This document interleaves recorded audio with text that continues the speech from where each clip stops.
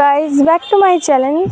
অবশ্যই তোমরা খুব ভালো আছো, আমরাও খুব ভালো আছি। নতুন একটা ব্লগ ভিডিও নিয়ে চলে আসলাম। তো আজকে বাপের বাড়িতে সারাদিন কী করি সেটাই তোমাদের কাছে শেয়ার করব। তো তোমরা ভাবছো বাপের বাড়ির থেকে কোথার থেকে আসলাম। তো আমি বুধবারে এসেছি বাপের বাড়িতে ষষ্ঠীতে, জামাই ষষ্ঠী। তো আমি ভেবেছিলাম জামাই ষষ্ঠীতে আমি ব্লগ ভিডিও করব, সব কিছুই তোমাদের কাছে শেয়ার করব। তা হয়ে ওঠেনি। আমার বাপের বাড়িতে অনেক লোকজন এসেছিলো, মাসি মেসো সবাই এসেছিলো। তো মানে এত লোকের সামনে ব্লগ ভিডিও করা হয়ে ওঠেনি, আমি পারছিলাম না। তো দুই দিন ধরে আমার ব্লগ দেওয়া হয়নি। তো তোমাদের কাছে হাত জোর করে ক্ষমা চেয়ে নিচ্ছি, আমাকে ক্ষমা করে দিও বন্ধুরা। তো চলো আজকে বাবার বাড়িতে কয়দিন থাকবো আমি, তো সেটাই আমি বাবার বাড়িতে কী করি এই কয়দিন সেটাই তোমাদের কাছে শেয়ার করব।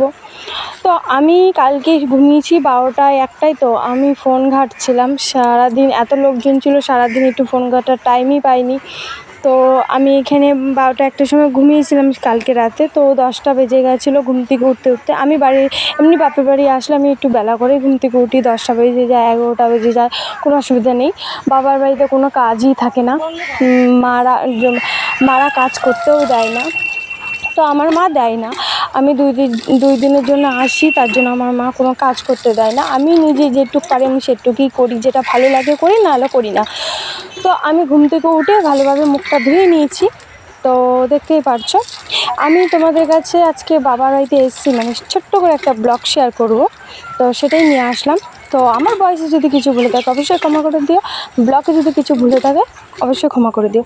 তো আমি ভালোভাবে মুখ চোখ ফ্রেশ ধুয়ে আমি রান্নাঘরে চলে আসলাম। দেখি কী রান্না হয়েছে সেটাই তোমাদের কাছে শেয়ার করব। তো এটা মাসি, তো ওরা রয়ে গেছে, মাসির মেয়ে, মাসির মা বা ভাইয়ের ছেলে।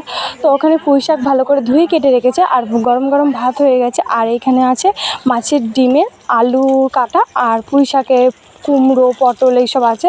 আর এখানে পটল ভাজছিল। আর আমি এখানে পটল ভাজা দিয়ে গরম ভাত, ডিম ভাজা আর একটা কাঁচা লঙ্কা নিয়ে খেতে বসে পড়েছিলাম। সবাই খেতে বসে, বুনু ভাই আমি খেতে বসে পড়েছিলাম। মা বললো চা খেতে হয় না, সকাল সকাল ভাত হয়ে গেছে, খেয়ে নে। তো ঠিক আছে, খিদেও লেগেছে, ভাত খেয়ে নিয়েছি। তো ভাত খাওয়া দাওয়া করে আমি এসে, জল ছিল না ঘরে কটা বোতলে, আমি আমাদের এখানে কল আছে স্কুল মাঠে, তো আমি জল নিতে চলে আসলাম।